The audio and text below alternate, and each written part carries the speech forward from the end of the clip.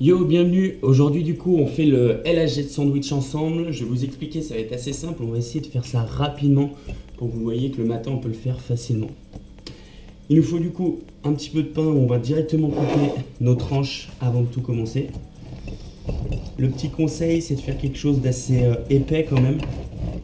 Et le mieux, c'est d'avoir du pain qui est plutôt avec des céréales, ou des graines, ou alors même du pain complet, pour avoir plus d'apport en vitamines. Tac. On va mettre ça directement.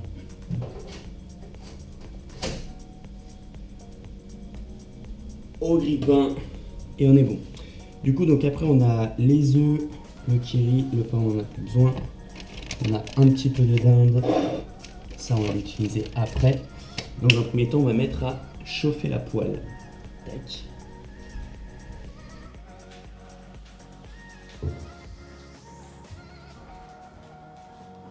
Barbecue hier, du coup, je l'avais oublié en bas. Tac. Hop là. Moi, je mets directement un peu d'huile d'olive. Chez Chrome, ils cuisinent pas mal avec l'huile de coco. Moi, je me suis habitué avec l'huile d'olive. Donc, j'en mets un peu dans la poêle, le temps que ça chauffe. Et une fois que la poêle sera bien chaude, là, on pourra balancer nos 2 œufs. Les œufs que j'ai aujourd'hui, du coup, c'est des œufs qui sont directement des poules de ma mère. Après, si vous pouvez acheter des œufs qui sont élevés en plein air, niveau éthique et même niveau nutriments, tout ça, c'est quand même beaucoup mieux. Donc, n'hésitez pas à privilégier des œufs qui sont au moins en plein air, voire même bio. Là, l'idéal, c'est d'avoir des œufs de poule, quelqu'un d'à côté de chez vous, c'est encore mieux. Donc, la poêle qui commence à être chaude. Je casse mes 2 œufs. On essaye de ne pas péter le jaune. Ce qu'on va avoir, je ne sais pas si vous avez entendu, mais on a le grille-pain qui est bon. On va essayer de ne pas péter nos jaunes, ce que je disais, pour qu'on ait justement la petite astuce de l'œuf coulant au moment où vous allez du coup croquer dedans.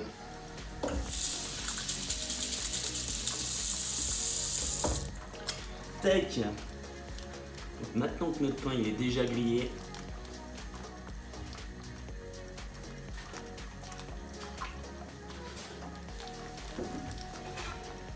on le récupère. Moi, pendant que les œufs cuisent, j'en profite directement pour étaler le kiri. Alors dans la recette, vous pouvez soit mettre du kiri, soit du beurre de cacahuète. Moi, je vous conseille d'alterner un peu entre les deux. En ce moment, je tourne pas mal au kiri. Mais de temps en temps, c'est un peu de beurre de cacahuète. Après, il faut éviter trop en manger du beurre de cacahuète parce qu'avec les acides gras qu'il y a dedans saturés, on vient vite avoir des inflammations au tendon, tout ça. Donc c'est bien d'alterner entre les deux. Voilà, de ne pas rester que sur un. Bien sûr, on étale ces 2 kiri partout.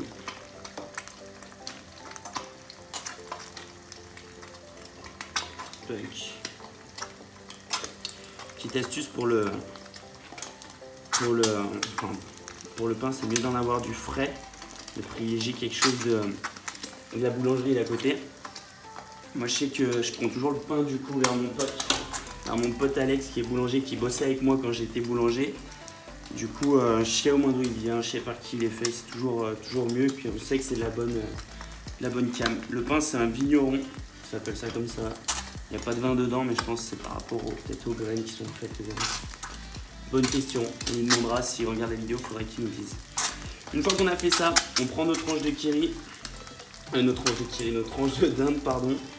On les met dessus. Moi, vous pouvez en mettre une, moi je préfère en mettre 2. J'ai un peu faim le matin, donc je préfère bien garnir la chose.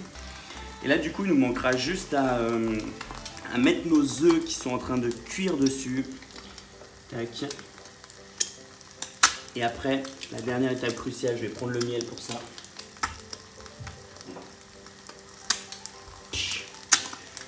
Le miel, du coup, je mets du miel de... là, c'est du miel de châtaignier. Il est un peu plus corsé, un peu plus fort. Mais vous pouvez mettre n'importe quel miel. C'est du miel qui vient de chez Sport & Bio, celui-là. Donc, pareil, assez traçable sur la provenance du coup des... il y a une bonne traçabilité sur la provenance du... des apiculteurs, tous ceux qui l'ont fabriqué. Il va nous falloir une petite cuillère pour le miel. Pour après, on peut ranger la dinde, jeter ça en attendant.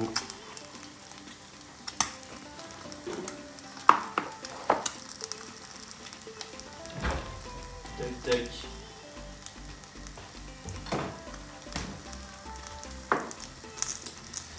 Ok, donc maintenant on va passer à l'étape qui est assez cruciale. Je vais vous filmer ça d'un peu plus près.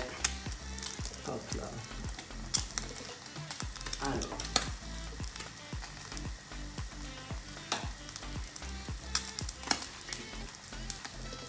Le job il est assez simple quand vous voyez que c'est un peu grillé sur le tour là. Ça a commencé un petit peu à griller. Là il va falloir du coup passer doucement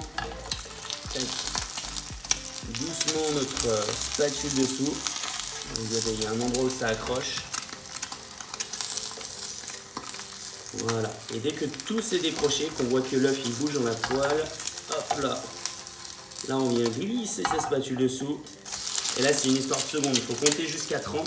Et le petit conseil c'est de couper le feu. Parce que la poêle elle est encore tout simplement chaude. Du coup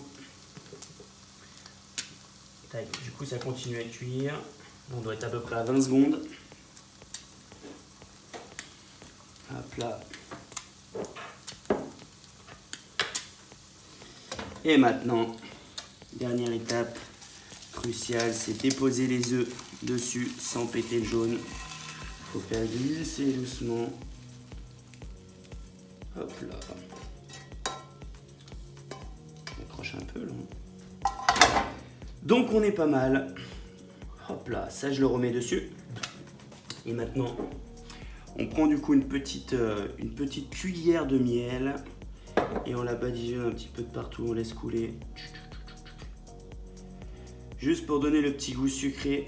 Personnellement, j'aime bien le sucré salé, donc c'est quelque chose que j'aime bien faire un peu dans tous les plats. Mélanger, que ce soit du miel, que ce soit des fruits, des choses qui donnent un petit goût, une petite pointe sucrée. Après, si c'est quelque chose qui vous gêne, n'hésitez pas à l'enlever.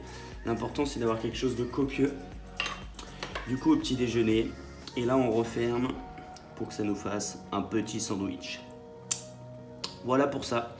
Donc, vous voyez, ça nous a pris à peu près 8 minutes. 8 minutes, le temps de sortir tout du frigo. Allez, on va dire, et que vous soyez au point, on va dire 10 petites minutes. Et là, le mieux, c'est de le manger vraiment chaud. Et on va faire un petit contrôle pour être sûr que le jaune soit coulant. C'est que je vais couper mon sandwich et vous montrer ça. Tac. Alors. Qu'est-ce que ça donne, monsieur?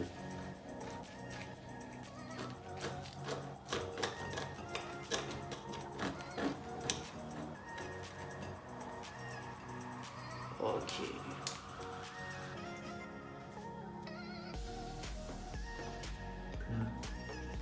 Regardez-moi ça.